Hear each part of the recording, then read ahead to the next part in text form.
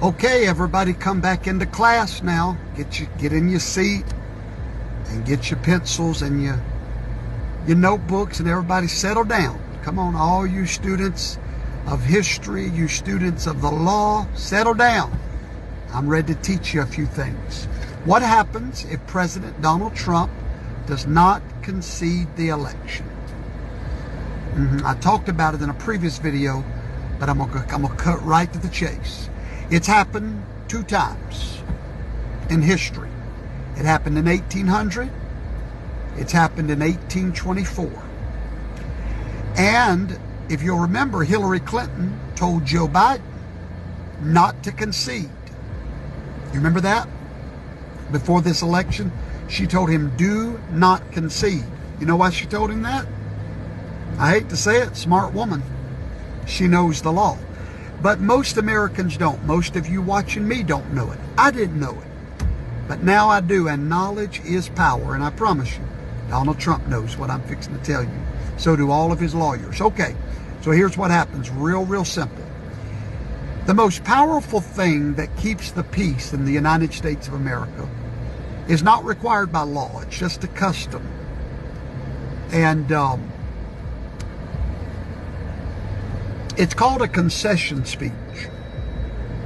We've been doing it for a long time, but there's no law that requires a concession speech. However, it does aid in the peaceful transfer of power. So normally when a presidential candidate is in a fight for the presidency, it's a powerful position. It's like a throne, a king fighting for his throne. He has supporters. And those supporters are literally ready to fight, if you will, for their guy.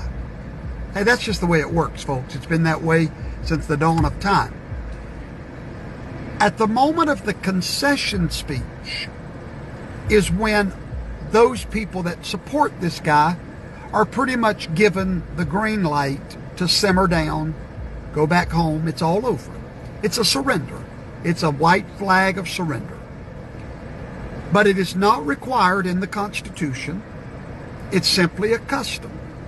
It's a wonderful custom. Once a president concedes, the battle is over. There's no more legal fighting. There's nothing. Everything after that just sort of happens with a rubber stamp. Then the electors get together. They cast their votes in Washington, D.C. The president is officially elected and the votes are certified. And that certification gives that man the presidency. But more importantly, his concession speech from the opponent is what gives him legitimacy and a transfer without drama. But 2 times in our history, presidents did not concede the election. Why? Well, not because they were trying to be rambunctious, but just like Al Gore, they knew that something was off, and they were not ready to give up a fight with a margin less than 1% in all the battleground states. According to the law, Georgia is going to be recounted. We do not have any official result anywhere in the nation. Pennsylvania is going to be recounted. Arizona is still being counted. Nevada is going to be recounted. We have a total recount coming. Now, after that recount, the president has legal options to go to court to prove irregularity. So let's just say that none of that works and the president still will not concede the election. The Constitution, Amendment 12 of the United States Constitution gives you the answer of what will happen.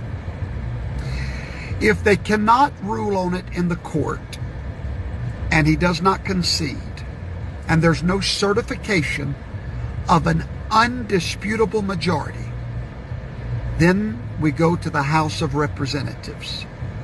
When we get to the House of Representatives, there are 475 members of that House. The election is null and void at that point. It's like it never happened. The numbers do not matter any longer. This has happened twice in history. I got a feeling it's fixing to happen again. At that moment, the election becomes obsolete, and now the president will be elected by the Congress, the House of Representatives. Now, immediately, that strikes fear in the heart of a conservative, because guess who controls the House? The Democrats. But not so fast. The Constitution goes on to say in that article that each state in the Congress gets one vote, not each representative. Each state gets one vote for the president. Well, there are 50 states in the House. Of those 50, 37 are Republican. At that moment, a Republican Congress will officially, constitutionally vote in the next president. Why do you think Donald Trump has not conceded? He knows these things that I'm telling you. He understands that there was illegitimate votes cast. He understands that votes are still going on. Now, he may get tired of the fight. I don't know. I don't think he is, though. But he does have a constitutional remedy to his dilemma. This is going to be interesting to watch. But remember, Hillary Clinton told Joe Biden, do not concede no matter what. Now, why did she tell him that? Because she knows what I'm telling you. And so, Joe Biden has won a few battleground states with less than 1%. Those are automatic recounts. We will not have a winner till we have a certification.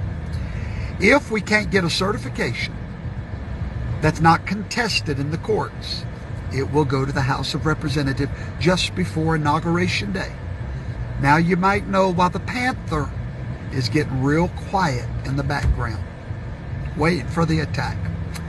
I'm not saying that's how it's going to go, but the Constitution foresaw this. The Constitution made a way for an illegitimate election to be overturned in the House of Representatives. So class is dismissed, and now you know the truth.